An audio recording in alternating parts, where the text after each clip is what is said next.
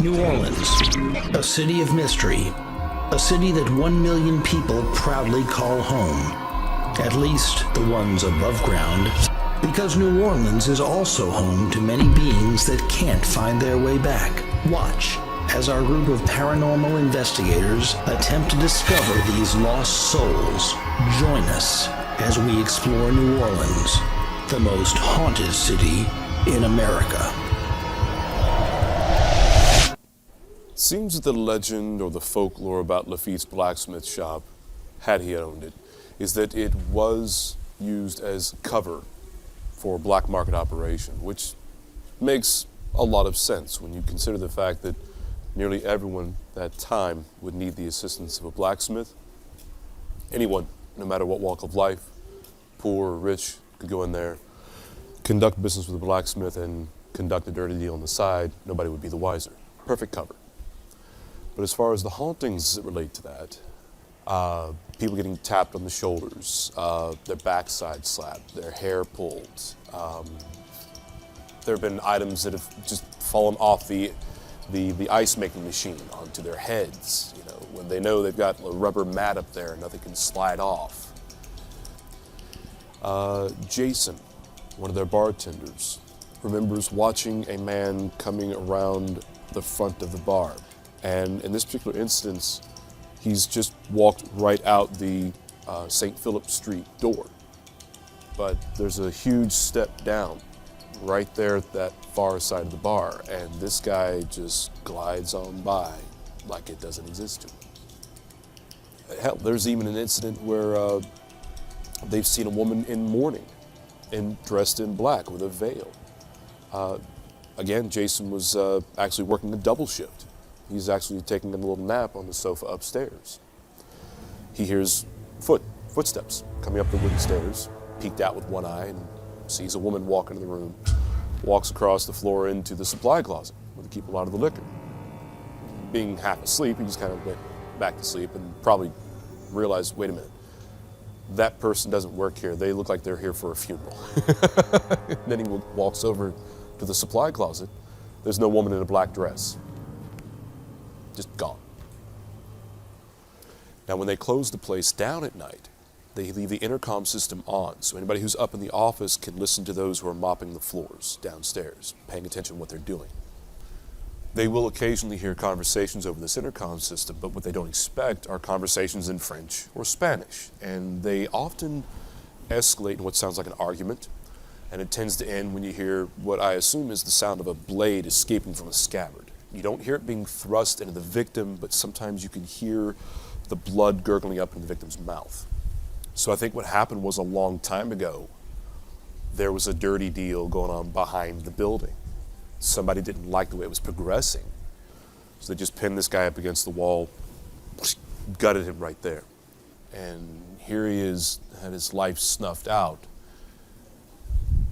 just by trying to conduct a business deal. And I'm going to be a very irate spirit haunting this place for a while. I don't think I could let go of that. So that being said, it's quite possible that there are pirates haunting Jean Lafitte's blacksmith shop. We're in the back courtyard of MRB, Mississippi River Bottom, one of the preeminent local dive bars in the city of New Orleans. The thing I find most interesting about this place is, like many places in the city of New Orleans, it has had a different past. At one point, apparently, it's kind of hard to tell. I think it's 1840s, 1850s, this place was actually used as a brothel for sailors. We're only about 60 feet away from Decatur Street. Decatur Street at that time was called Levee Street. There was nothing closer to the river than the levee. So we were just approximately 80 feet away from where the ships pulled in. Where's the first place any sailor is going to go to spend his cash money after months at sea? Of course, he's going to find women, he's going to find liquor. There is a young lady who works here. Her name is Marie. Now, Marie, we don't have much of a physical description at all, really. I mean, this is just an old piece of folklore and legend that's handed down time and time and time again. But Marie apparently worked here as one of the young ladies in this establishment. And Marie was given an offer of marriage by a young gentleman, a regular customer of hers, a sailor. Now, this is actually something that was not uncommon in the history of the United States at all. If you think about it, a woman who had no way to control her money, no way to control her life, a bad family at home, she could become a prostitute without any problem at all and make her own cash. And it was a miserable life, and nobody really cared for it. The thing is, though, oftentimes these women would get an offer for marriage from a regular customer. Of course, they'll say, hell yes, I will. And that way they can move elsewhere and become a respectable matron. This is the history of our country most people don't realize. With Marie, however, things were going to take a little bit of a different turn. She accepted the offer of marriage joyfully. Her betrothed went off to the Gulf of Mexico for one more trip to make more money for the wedding, during which time she got her wedding gown made. The other girls were all excited for her. She was excited beyond belief to finally get out of the life that she hated. And then the news came back in that he had died while he was at sea. Now, we don't know if it was a storm or disease or anything could have killed a sailor in the Gulf of Mexico in the 1850s.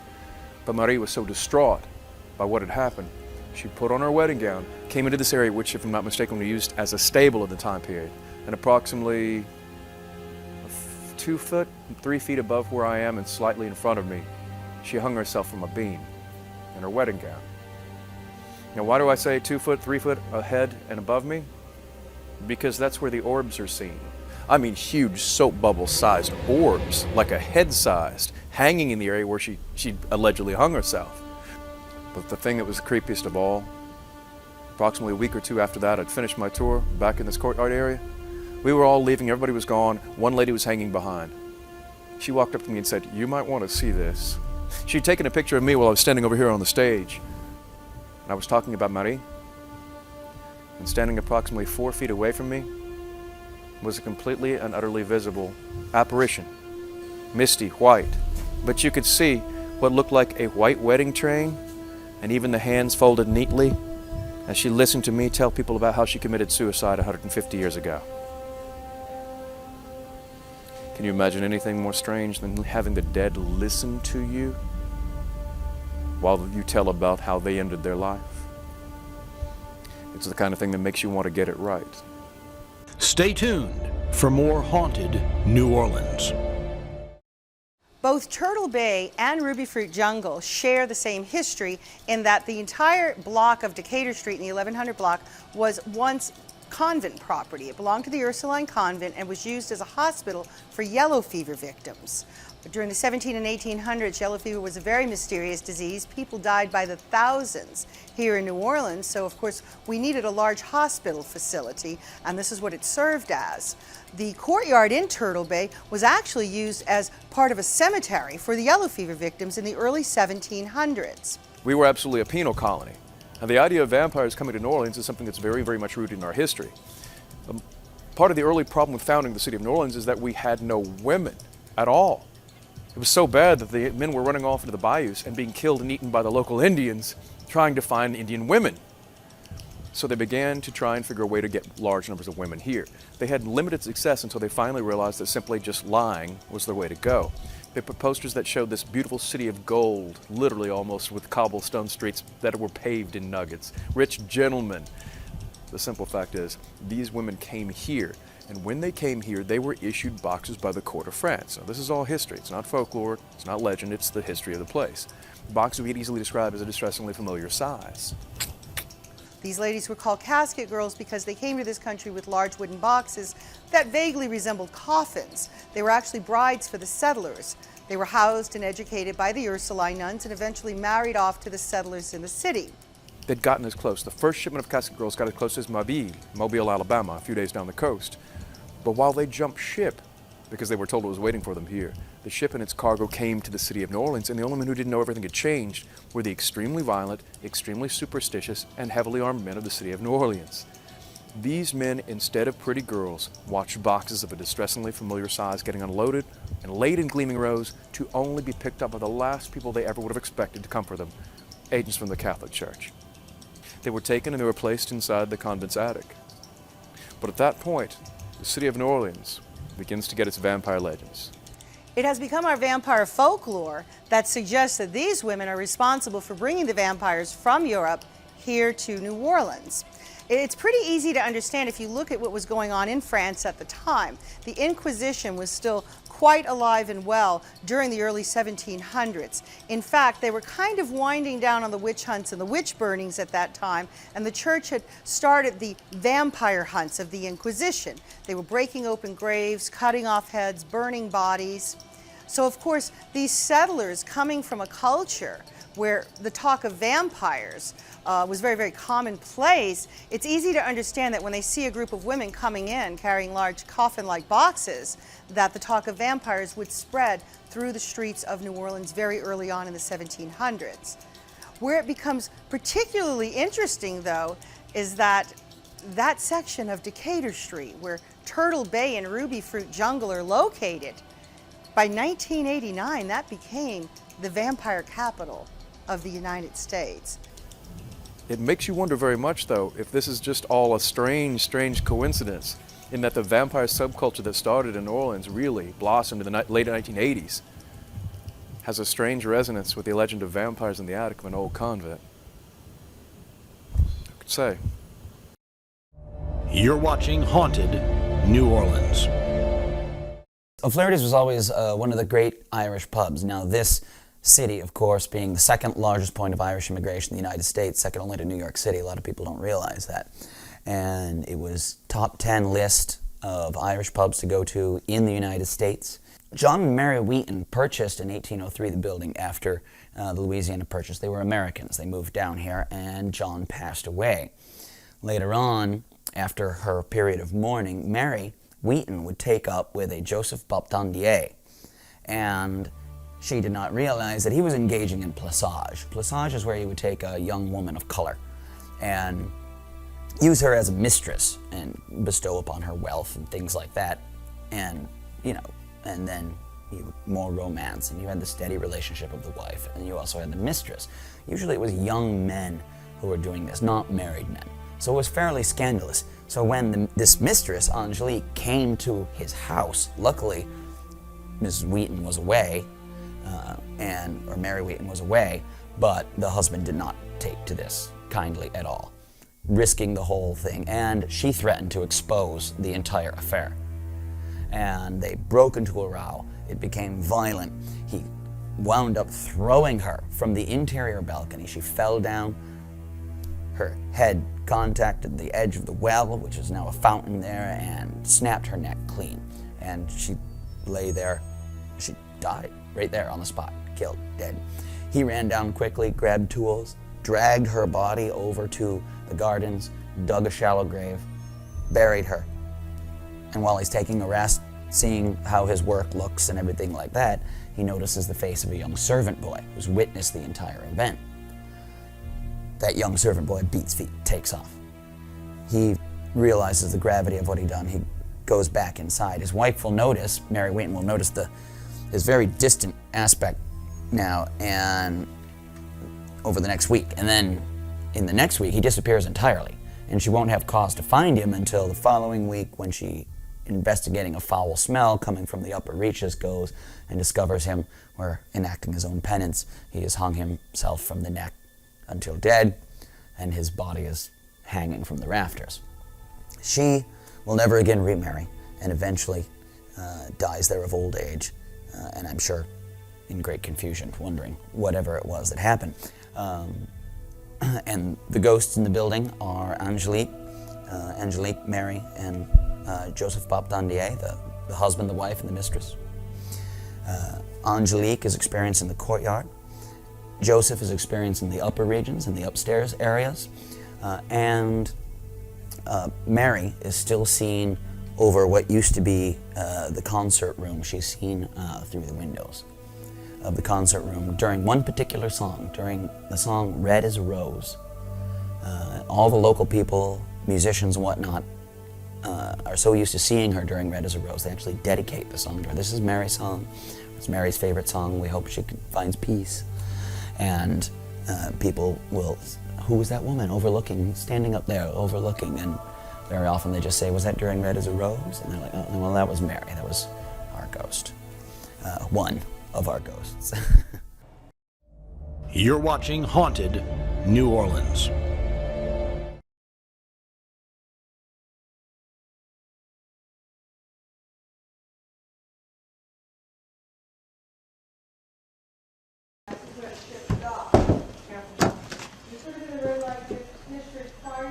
What is this up here? But what happened in there regarding the throat was definitely a sickness. What happens in this entire structure regarding heat is beyond my realm of comprehension. All I know is that the final thing that is a universal experience for all people who come here is a very potent and overt sexual energy. There's some sort of bizarre combination of sick and twisted psychotic sexual death energy. Because that's all they needed to deal with whatever was coming in.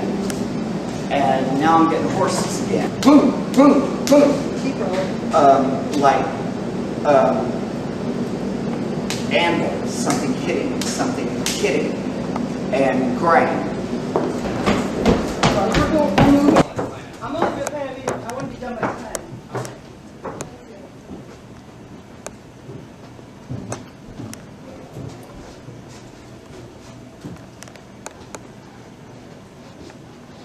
There it is again. Hey, oh, something kept up here. I'm having a little trouble breathing. Let's move up here. I think, was this a residence? Somebody lived here. There's a lot of things. She loves it here. Oh my God, you have no idea what it's like to breathe. She loves it here. Looking out these windows, looking out the street. And we're so close to the river. That gets rid of all the smoke. And you can breathe here.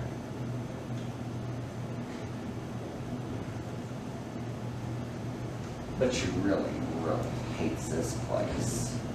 I'm not picking up suicides. I'm not picking up anything like that. I'm picking up just... You're picking up the heat because of the yellow fever. She hates it here. She doesn't want to be here. Her husband's in the military. On the floor you come in, they determine where you're at. On the second floor they heal you. On the third floor you die. I'm picking up horse. I'm picking up some kind of moderate restaurant downstairs. I'm picking up living quarters above. I'm picking up... You're picking up everything as a collage together, but it's Yes. actually separate. It's separate periods in time. It's separate periods, but I'm getting it all at It's once. all, yeah, it's all coming through at one time. Some Who kind is of the girl with the restaurant. gray dress and the apron on? She's got on a gray dress. She has long, kind of wavy hair, like Woman auburn with- hair, young woman girl, with 16. the woman in the military. Right here. Take pictures right here. I'm not getting good. Come take a reading right here. Yeah, don't worry about taking still shots right now. Just try to get the reading of Can that. anybody hear me? Do you have a name? It's 82.7.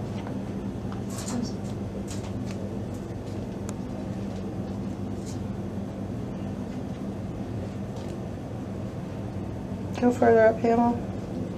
Just hold on so you don't fall because y'all are in the dark. Alright. Okay, we were making too much noise. 78.4. We were making too much noise.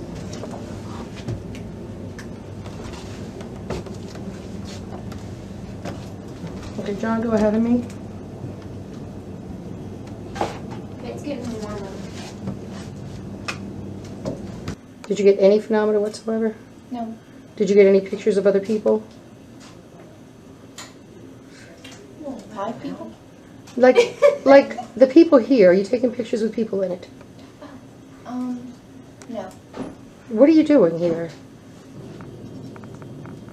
I'm working with no light whatsoever. I want to see if I pick up EVPs.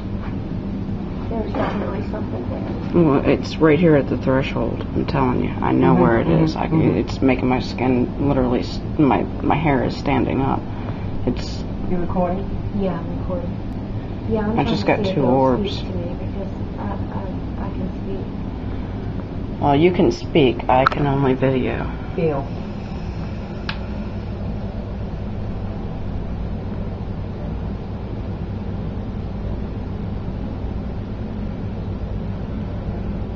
It's bad. I can feel it. Mm-hmm. Just got hot. Let me check the Yeah, it's temperature. real hot. It just got hot. Very hot.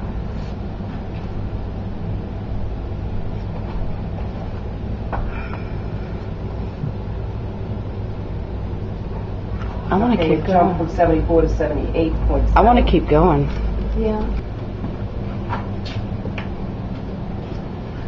Is there anybody in here?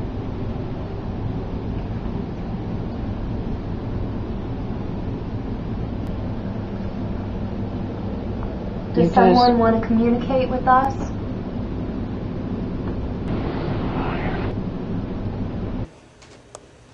I don't hear or feel anything other than this nausea that I usually get when something has happened in a place before. Temperature did change from 80.5 to down to 74 at one point, which did feel just about midway of the stairs. That's what we were feeling, some different energies. Does that energy linger for 200 years? Maybe it does.